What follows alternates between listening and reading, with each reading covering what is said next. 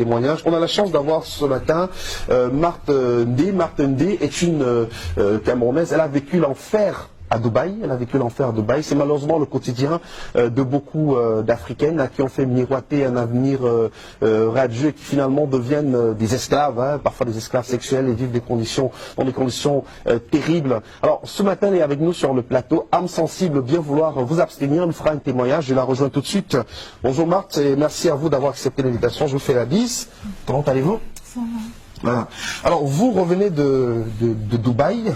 Vous êtes parti du Cameroun pour Dubaï et on vous promotait le ciel et la terre à Dubaï, mais finalement, au bout de quelques jours, tout cela s'est transformé en cauchemar. Est-ce que vous pouvez nous raconter votre histoire, Marthe? Oui, ça a commencé par quelqu'un qui m'a donné le contact d'un monsieur qui est à Dubaï, un arabe.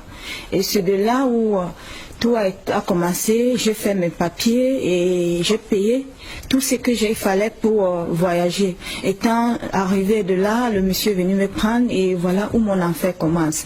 Le premier jour, il me fait comprendre d'appeler toute ma famille et convaincre ma famille que je suis bien arrivée. Je l'ai fait, mais le lendemain, c'était une autre chose. Alors, vous êtes allé à Dubaï faire quoi concrètement? Est-ce que vous avez une formation ici au Cameroun? Qu'est-ce qui vous a motivé, vous, à partir à Dubaï? Oui, c'est que je n'avais pas de travail. Et j'ai un niveau bac anglophone et j'ai fait l'hôtellerie. Et après ça, tellement je cherchais de travail, rien. Quand j'ai eu cette occasion, je me suis lancée et je partais là travailler comme secrétaire personnel au monsieur de l'arabe. Bon, arrivé là, étant là-bas, j'ai commencé à travailler pour lui, mais je me suis rendu compte que quand j'ouvrais ses mails, il était en train de dire aux filles de venir travailler pour lui. Mais ce n'était pas ce qu'on faisait. Ce qu'on faisait, c'était qu'il vendait des filles dans des maisons, comme prostituées, comme des esclaves. Surtout moi, j'avais que 2 heures de repos. Toute la journée, je dois travailler, je dois faire tout ce qu'il me demande et abuser de moi sexuellement. Et tout ça, il n'y a pas de repos. Et il y a aussi on te bat, on te fouette avec la ceinture. Et il y a d'autres filles que je ne voyais pas où ils partaient. Parce que quand je joue ce rôle, de les convaincre d'arriver, j'étais obligée de les faire. Et dès que cette fille arrive, on m'enferme dans une chambre. Et après, je ne sais pas où on amène toutes ces filles-là. Et c'est comme ça que la vie n'était pas facile. Tout ce que je voulais, c'était juste de rentrer dans mon pays. Mais comme on était tous en sécurité, on ne parlait pas. Tout ce qu'on te demandait de faire, ce n'est que ce que tu devais faire. Et si tu ne le fais pas, on te tape, on peut même te couper la main, on te bat. C'était donc tout ce que je vivais en ce moment. Mais je n'avais pas moyen de sortir de Alors, là. est-ce qu'il a récupéré votre passeport quand vous êtes arrivé à Dubaï? Quand vous êtes arrivé, il vous a bien accueilli, on a récupéré le passeport? Oui, dès l'aéroport, il a pris mon passeport. C'est la première chose quand il prend, quand il vous salue. Et c'est de là qu'il m'amène à la maison. Et quand il m'a amené à la maison, le premier jour, ils m'ont présenté une chambre pour que je dorme. Mais le lendemain, ce n'était plus ça. Je dormais plutôt à côté de son lit parce que lui-même, il était malade. Il avait une toux à laquelle il toussait et il fallait un plastique à laquelle, à chaque fois, je dois changer ce plastique. Je dois lui faire son thé et je me couche à côté de son lit.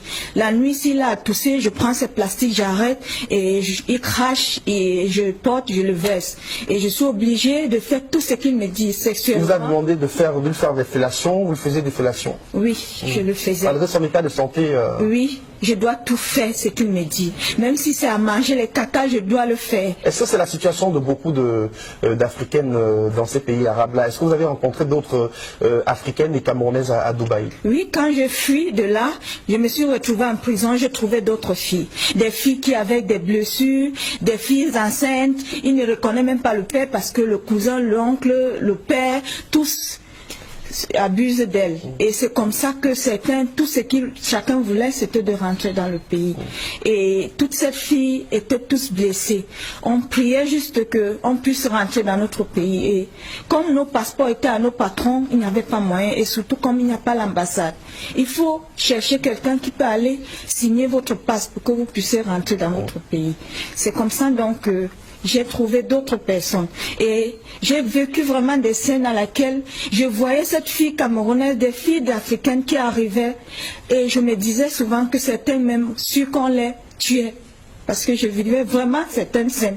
J'étais là présent, je voyais tout, mais je n'avais pas le droit de parler. Tout ce qui fallait faire, c'est juste jouer cette rôle.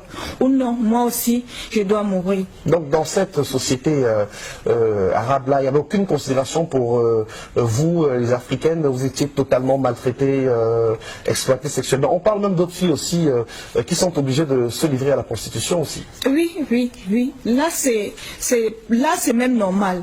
Ce qui est même plus, c'est celle à laquelle on vous oblige à faire des sexes dans des choses que vous ne connaissez même pas. Sexuellement, vous Ce qui a été votre cas. Oui. Vous avez passé le temps à faire une fellation à votre maître qui lui était pas en santé du tout. Oui.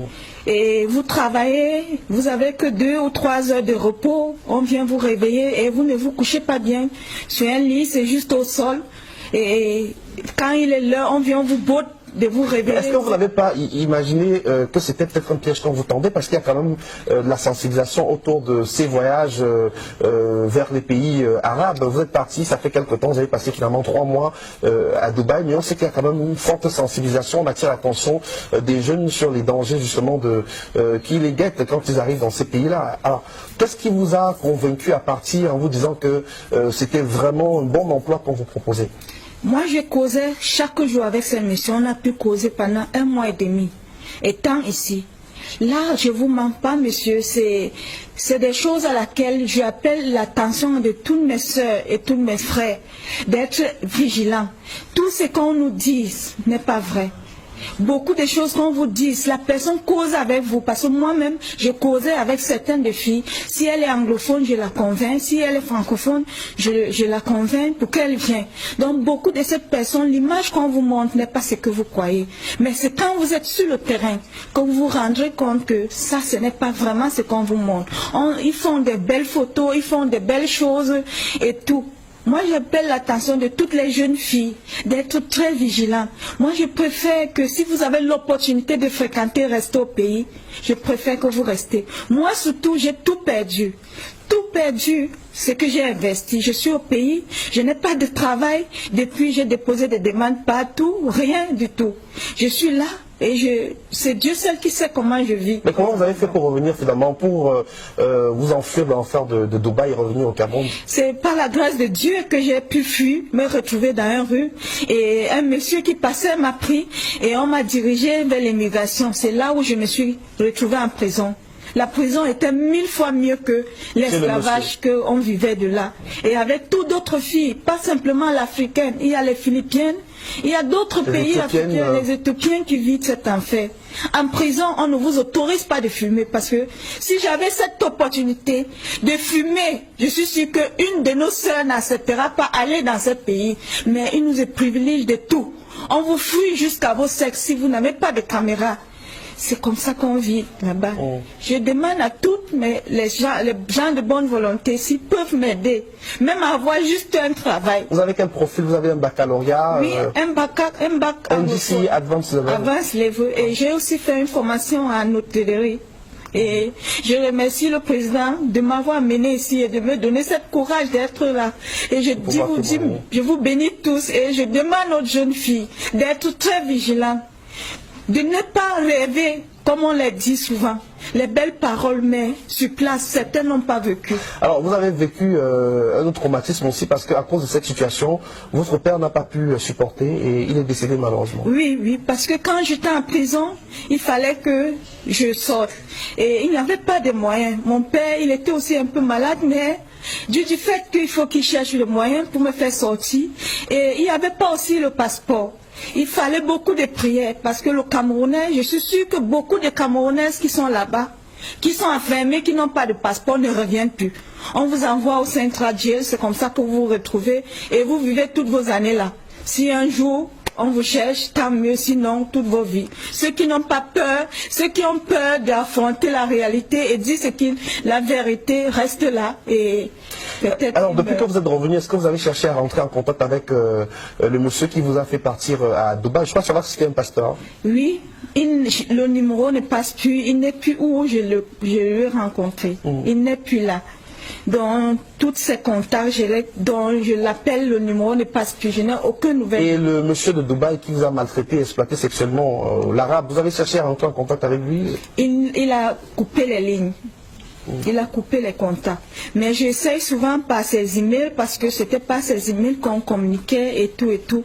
Mais c'est comme si quand il est maintenant très vigilant avec ce qu'il fait. Il y a beaucoup de Camerounaises dans cette situation-là à Dubaï? Oui, il y a beaucoup de Camerounais. Il y a ceux même que j'ai même, comme je causais français et l'arabe ne causait pas français, j'ai essayé de convaincre certaines de ces filles qui causaient l'anglais, un français, de ne pas venir, que ce n'est pas vraiment un vrai rêve. Et certains d'eux ont accepté, certains se sont représentés et j'étais obligée de le faire. C'est tout ce que je pouvais faire pour puisse survivre et rentrer au pays. Merci pour votre témoignage. Restez avec nous sur le plateau, Marthe.